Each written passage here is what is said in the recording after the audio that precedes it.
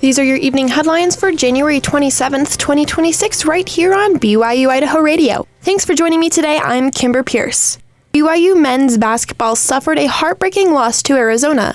Austin Pace has the story. After a dominant home win against Utah this past weekend, the BYU Cougars suffered a heartbreaking loss to number 1 Arizona at home Monday. The Cougars are now 17-3 on the season, and Arizona keeps their undefeated season alive with a 21-0 record after the 86-83 win. BYU kept up with the Arizona scoring attack at the beginning of the game, but Arizona's Braden Burries and Jaden Bradley started to heat up in the first half, leading the Cougars at halftime by 13 points. And every time BYU started to chip away at the lead, Arizona had a response, pulling away by as many as 19 points in the middle of the second half. BYU was down by 11 with a minute left to play, but began to rally back. With 11 seconds left, Arizona only led by 1, and BYU had the ball. BYU guard Rob Wright drove the ball down the court and found himself with a wide-open layup with 4 seconds left in the game to take the lead, but it was blocked away by Jaden Burries to seal the Arizona victory. Rob just made a good play, get to the rim, held the ball strong. Ref said it was a clean block. It was a clean block. I think it was a good opportunity. I think the way we fought was a little bit better. And I'm just happy the way we fought. After a monstrous night just a couple of days before, freshman forward A.J. DeBonsta had himself a bit of an off night, ending with 24 points on 6 for 24 shooting and 1 for 8 from 3. I missed shots. I normally make. My middies wasn't falling. Wide open threes wasn't falling. I just missed shots. Senior guard Richie Saunders said he appreciated the late game push to rally for a comeback, but the Cougars need to execute for the entire 40 minutes of the game. It sucks when this happens and when you come up short, right? But just if we can figure out how to just execute for that full 40 minutes and, like I say, not have lapses, like that's when we're going to reach where we can reach our potential. Despite the loss, BYU head coach Kevin Young said this game showed they can hang with the best of the best in college basketball. I mean, we're right there with every team in the country. I thought that before the game. I think it just as much I did before the game as I do now. While the loss definitely stings, it's not the end of the world for Cougar Nation. BYU has proved that even when down in a rut, they can power back and compete with any team in the nation.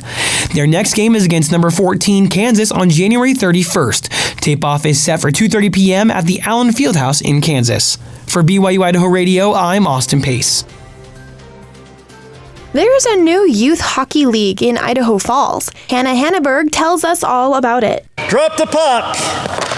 That's the sound of a senior Yeti hockey game getting underway. The Snake River Youth Hockey Association, known as the Yetis, launched in 2024 with about 50 participants. That number has more than doubled this year, with 110 kids ages 3 to 18 of all skill levels learning how to skate, shoot, and compete on the ice. Unlike many youth hockey programs in the region, participation in the league comes with no additional costs for the equipment or competitions. That affordability is made possible through community support and sponsors, including the National Hockey League team, the Utah Mammoth. The league currently consists of 12 teams ranging from 6U to 18U divisions. Yeti's president Ben Roberts says educating players on the rules of the game and promoting safe play is a core part of the league's mission, supported by AAU-trained coaches. Some of the older kids, they've been playing the sport longer, they understand the rules better. The younger kids coming into it, the concept of offsides or icing or anything like that, it's trying to teach them how to understand the hockey IQ. Parents like Trad Hayrend, who is also director of hockey operations, say they are learning the sport alongside their children as hockey becomes part of their family life. Actually, when my daughter started at 3,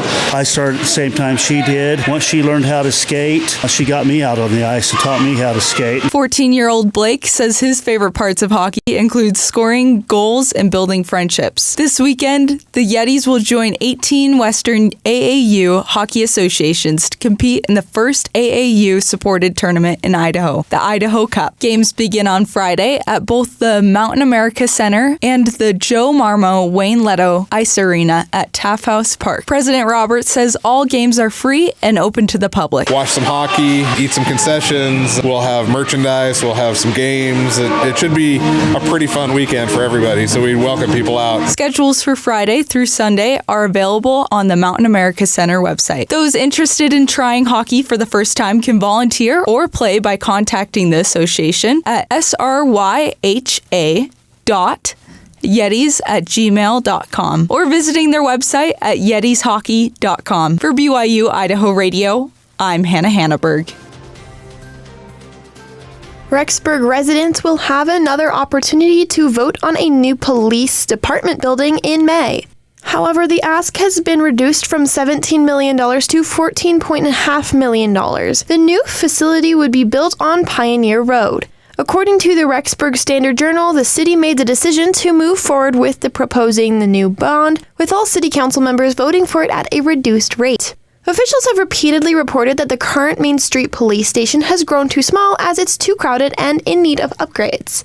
Strategic Communications Portman Square Group sent out 7,000 text surveys to residents in the Rexburg area, receiving 824 responses, 538 of which were completed while the others were left partially filled out. According to the Rexburg Standard-Journal, Amy Hawley, director of the Strategic Communications Portman Square Group, says residents broadly recognize the need for a new police station, and they have positive feelings toward Rexburg law enforcement.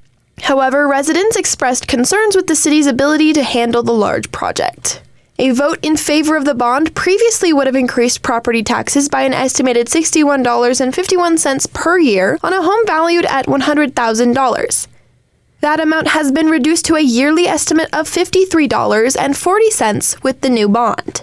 The changes in property taxes wouldn't come until 2028, by which time a school bond and the Madison Library bond would both be paid off. These have been your BYU-Idaho Radio evening headlines for January 27, 2026. Thanks for tuning in. More news, interviews, and great content are available on our podcast feed. Search for BYU-Idaho Radio on your favorite podcast apps. We are on YouTube, Spotify, Apple Music, and more. For BYU-Idaho Radio, I'm Kimber Pierce.